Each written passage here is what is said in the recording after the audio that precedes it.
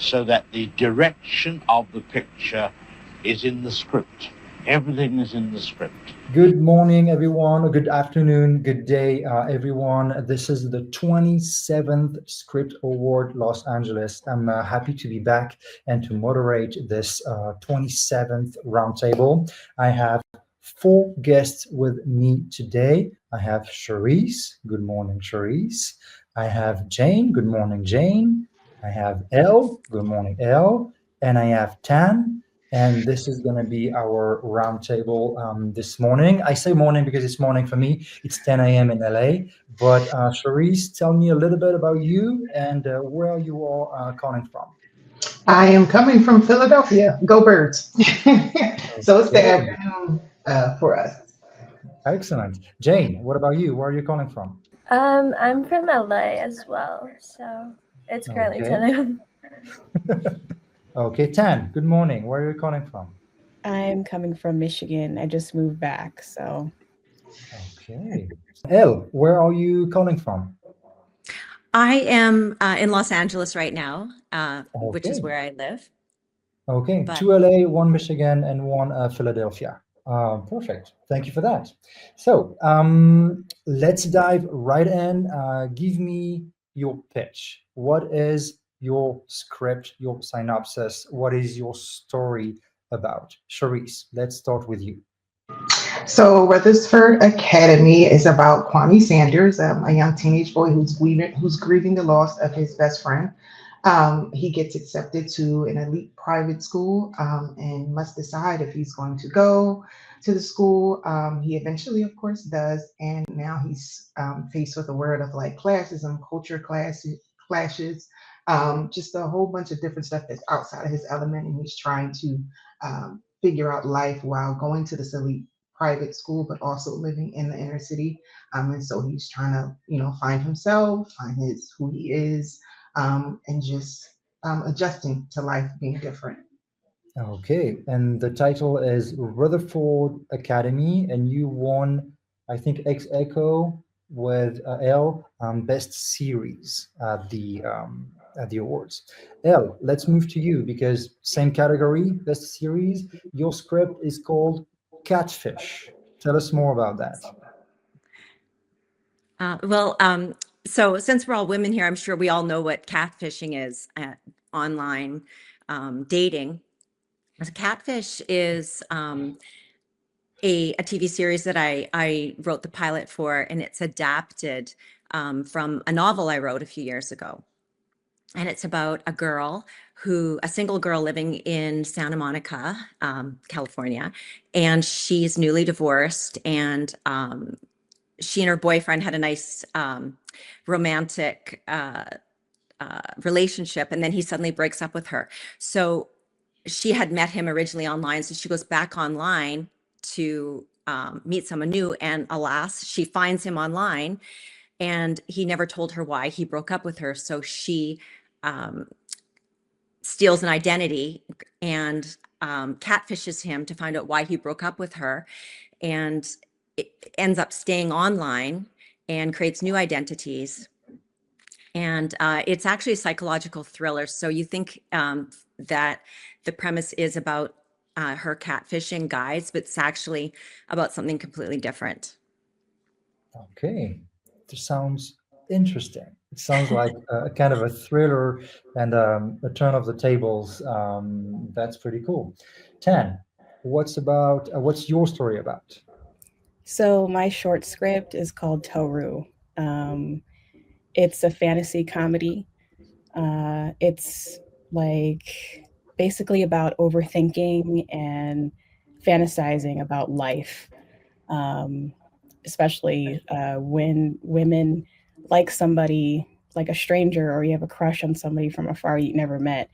We tend to overthink in our minds, like, oh my gosh, like, what's our wedding going to be? What's our wedding dress going to look like? So it takes place in like a bar, and my character's name is Lonnie, and she's a college student, and she goes with her friend to this bar on a drunken night, and they're like sloshed, and she has this immediate crush on like this good for nothing bartender, and they, well, Lonnie tries to pursue him, but she's too drunk to like say anything right. So her friend stays in the bar and she goes out to pursue the bartender in the alley as he's taking a smoking break. And she tries to get his name, but she's just too incoherent to even understand anything. And then like these voices she starts hearing. Um, and this bear comes out of nowhere from the manhole, like between them. There's a manhole between the bartender and Lonnie, and this bear claw just like comes out and grabs her and like pulls her into this world of like a sketch, bizarre, weird world. And there's like three animals, a crocodile, a bear, and a giraffe that interrogate her, like, what's his name? What's his name? And then she goes out through this sketch world, she escapes and she tries to run away from these three animals that represent her subconscious, like sense, reason, and logic. And she just tries to reason why she's being chased, what's this bartender's name, and she tries to figure out what's going on. And all of that in a short script, correct? Yes, all that in a short script. Okay. Jane, your turn. It's also about love. It's a student script, Love Letters. What is it about? Yeah, so Love Letters is a series that I wrote following three college girls in their different stages of their 20s. So, starting off with their early stages, it closely follows my story as a 21-year-old. And then my co writer, she's 25, and her story revolves being in the middle of her 20s. And then the last season would be following her late 20s. And so, my character, Mabel, she's very, very heavily inspired by Kat Strafford from 10 Things I Hate About You. She's very introverted and witty, loves reading. But in the first episode, the pilot, she struggles a lot with her past trauma in her one relationship with her ex. And so the pilot is very heavily focused on mental health and going to therapy and kind of having to face that trauma and trying to figure out how to be in a relationship again and fall in love and be in love with herself and the struggles you all face when you're in your 20s. Okay. So we have kind of a lot of things in common with all the scripts we have this morning. Let's go back to Elle first. I have a question for you. In your presentation, when you submitted the script, you referenced The Undoing and Big Little Lies. Yes. Looking a little bit at what you wrote, the feeling I got, but maybe that's personal, tell me if I'm wrong, I thought about Sex and the City. Am I right, or am I completely off of what you wanted to get?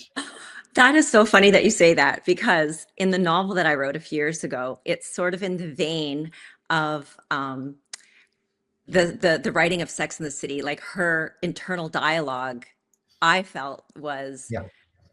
very, very much where you'd hear Carrie Bradshaw, what she would be saying off screen, her voiceover. So I appreciate that comment, because that's how I had set her up initially. Okay, so I'm not wrong, but The Undoing and Big Little Lies are definitely darker in Yes. tone. So can you expand a little bit on that? Because Catfish, a lot of things could go wrong. So can you touch a little bit on the darkness and the dark side of your story? Yes. So there are three storylines going on in Catfish, and one is the storyline where she's actually catfishing. That's the one. The second is the character Jewel. She stole her best friend's identity when they were 18. Her friend actually just died in a fire while she was there, and she didn't like her own life. So she had an opportunity at that moment to steal her friend's identity. So that's the second. So she goes on as her friend. And the third storyline is with a guy that lives in her complex, in her apartment complex that she likes, and who ultimately she catfishes him without knowing, and he catfishes her without knowing as well. Ooh. And then her best friend, Kate. So there's three storylines going on. And the dark part of it is the person that no one sees you know, out in real life, and it's the who she feels she is and her past, which was a not very good childhood that she had, with the death of her mom and her dad, and that she's, you know, she's running away from herself, basically. Have you seen the Hulu movie Swiped? Have you seen that? It's a movie about the woman who co-created Tinder, and then she got fired, excluded from this group, and she went on to create Bumble. Oh no, I haven't. I guess I If have to you- see that one. It's it echoes a lot of things that you say. How the character, it's romanticized. Obviously, it's a movie, but a lot of it is kind of true, and the way she was playing the game, a man's game, and then got fooled by it, and then got around to it, and became the biggest success story in the playing the game within the game. That's what Oh. inspired me to. Wow. Yeah, Well, that's it's fascinating. pretty recent, like 2 months ago, I think. Oh wow. Swipe. I'll have to I watch that. didn't want to flag any promotion, but reminding me of that. Okay, Jane, you mentioned 10 things I hate about you Yeah. as a reference, but I also saw in your presentation that you referenced The Summer I Turned Pretty. Yeah. Again, The Summer I Turned Pretty, I haven't seen much of it, but it felt a little darker than usual romantic comedy. So what's the tone of your story about? Is it more like a romantic comedy, like everything you can expect, or is it more like a darker twist and turn and more, I don't know, darker and grounded in reality? I wouldn't say it's dark. I think it touches a lot on like themes of mental health in that way, like very psychologically. Like I mentioned, the pilot episode talks about her trauma with her past relationship. So in that sense, maybe, but everything else, it's very like fun and light, like 10 Things I Hate About You. So I would say it's more of like a typical rom-com touching on themes of mental health. Sounds good. Charisse, you mentioned a little bit of a social tale, differences of class, differences of culture, and then how it plays out in the journey of the character. Can you expand a little bit more on that, the emotions and how that clash plays a role into moving the story forward in your script? Well, the story is inspired, excuse me, by my son, actually. I sent him to one of the most elite private schools in Pennsylvania. And I thought I was doing a great thing for him to get this education. Yeah. When we got there, we realized that there was a trade-off, unfortunately. Though he was going to get this phenomenal education, we faced a lot of racial tensions and things of that nature, and class wolves, and him feeling like he really didn't fit in and belong. We tried to push through it in a sense and tell him, the education was worth it. Everybody who goes there goes to college with scholarships and goes to, get scholarships in football. It's like anything you can imagine.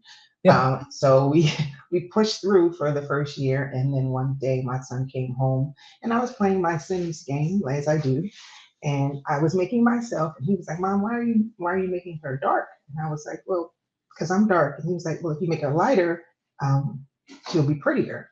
And I was like, "Wait a minute, where did you get that from?" And so he started internalizing some things that he was hearing and witnessing at school. And so I pulled him out, of course. I didn't think the education was worth his self-worth being tainted. And so Rutherford comes from the battle, just as people of color and even people who have social class and lower social class, wanting to do better and reach for better things, and then making it to where they think they're there and meet a whole nother level of issues and problems that they didn't expect. And so it's just about, like I said, finding yourself while reaching for those goals and not losing the sense of who you are. and trying to balance in that. And unfortunately, a lot of young people are the ones who have to figure that all out. And I know when I was in my 20s, I didn't have any. So I can only imagine a 14 or 16-year-old going through this. And so it's about all of those teenage issues, but magnified on this level because it added so much extra stress and pressure. Yeah.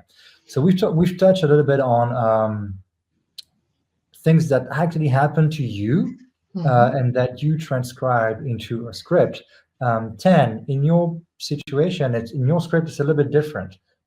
You mentioned the influence of Miyazaki in your bio, but also Wong Kar-wai, which is kind of not similar, but in the same realm, but also Godard, Jean-Luc Godard, and François Truffaut, two major French directors from the New Waves.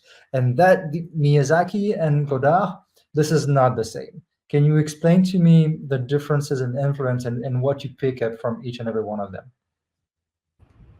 So, yeah, Miyazaki is like my biggest inspiration for why I became a filmmaker. I'm not an animator and I don't know how to animate anything, but when I was a kid, I grew up on Ghibli films and I just loved his storytelling is what most impacted me. Like all of his stories seem like a dream, but they also feel so close to home and nostalgic about real life. And I wanted to do and tell stories just like that. And then in film school, of course, you know, you learn from your teachers, the greatest directors and the greatest screenwriters. So Godard and Truffaut were like the first two directors that they made us study. And I just fell in love with Breathless when it came out, like when they showed it and screened it for us. And it was so impactful, like the dialogue itself. Like a lot of Godard's movies are kind of like a realistic fantasy, but in a sense, it's still like realism. And Truffaut was really grounded in characters and just telling like stories of real people. So for Toru, my script is actually, it's based on me. It was like Lonnie, her experience in the bar was a memory that I had in a bar when I was living in South Korea. I went to school there for 2 years and I was living there for 6 years. I just moved back in June. But my first school that I went to in Korea, there was a very handsome bartender that I really had a crush on. And my friend Sunny, who was in the script, we would always like fantasize about who this guy was and is he a nice guy? And then I would like get in my head, I'm like, oh my gosh, we're gonna get married and everything. And my way of like keeping that memory was like writing the script.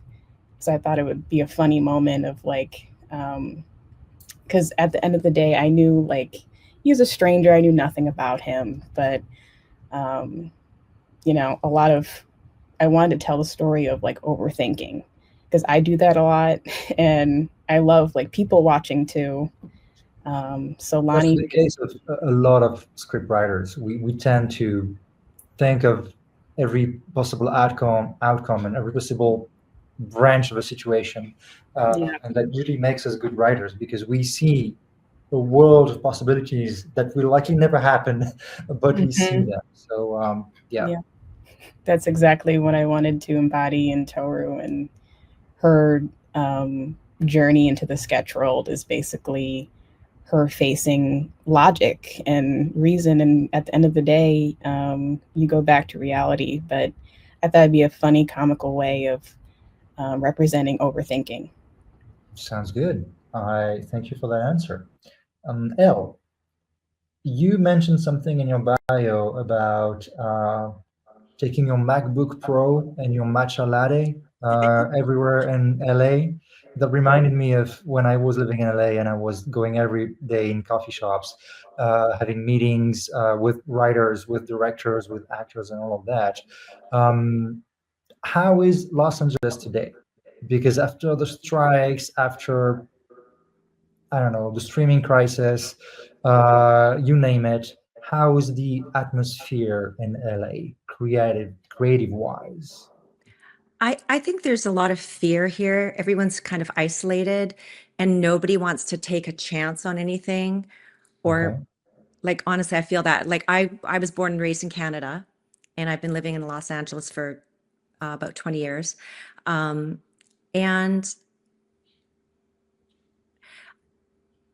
I think everybody's here from the people that I know since I've been here for quite a while. Everyone's waiting for everybody else to make a move. I mean, of course, with not, filming here, where do you film, credits, Yeah. that there's a lot of uncertainty. So, A lot of moving parts that people are yeah, waiting to see what happens before they make a decision of backing a project or exactly. investing their time, especially in a new script, I Exactly. guess. Yeah. Okay. Well, how do you adjust to that? As a script writer, having a script in your hand, that's very modern. That could become a streaming series or streaming movie. How do you adjust to that market? Well, that's really interesting because, we're all creative people and putting, writing something and putting it out and somebody either not liking it or not even bothering to read it or giving you the time of day, it actually, I myself, I try not to take it personally, but I do. So, Yeah, it's every day, okay, let's just keep going. And then you have to think about all the avenues that you could possibly take so that one person will look at it and say, okay, so I know someone that you can talk to. And then you've got one step. And it could be just that day that you wake up and you decide, oh, I'm done with this and you move on. But it could be that day that is yeah, that one person that you talk to will say, you know what? I know someone. Hang tight and I'll connect you. So I guess it's sort of faith based that you think, oh, this just keep going. And what other way can I do this? Festivals and cold calls, emails. If that's what you love to do, that's who you are, you just have to keep moving.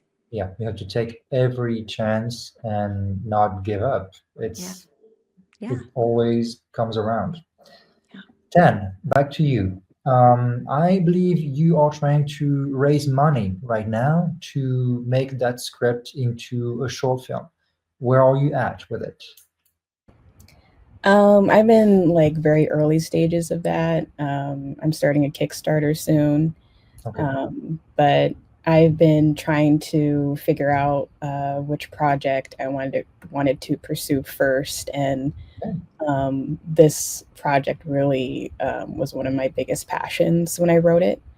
And I was initially going to start filming like a feature film. Mhm. I kind of lost passion for that story, and Okay. sometimes it happens when you lose interest for a story you write. And I got a bigger heart for Toru. So that's where I'm starting right now as I'm doing video. I do video editing and I write for movie critiques. But my ultimate goal is to make my first feature film, whether that be a short one or a long one. But Toru is my passion project as of now, and I'm trying to get the funds or any sponsorship that I can. It's just hard because half of Toru is animated. So It's not going to be the easiest project to yeah, put into production because you're going to need different skill sets and different people to work with you. yeah, that's the hardest part, but Yeah. we'll get But then there.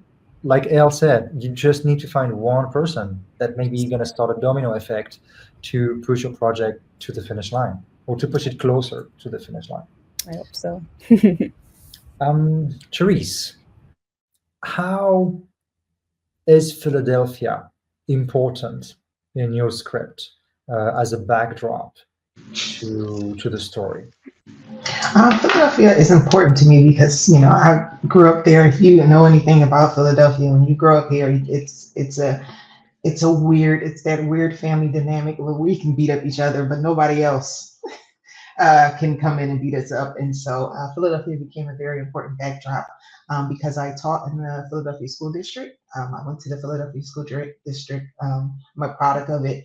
And going back to teach at my alma mater, which is what I did when I graduated my undergrad, hearing all the young people talk, and the things that they were going through that you really wouldn't think. And I remember growing up and thinking and going through things.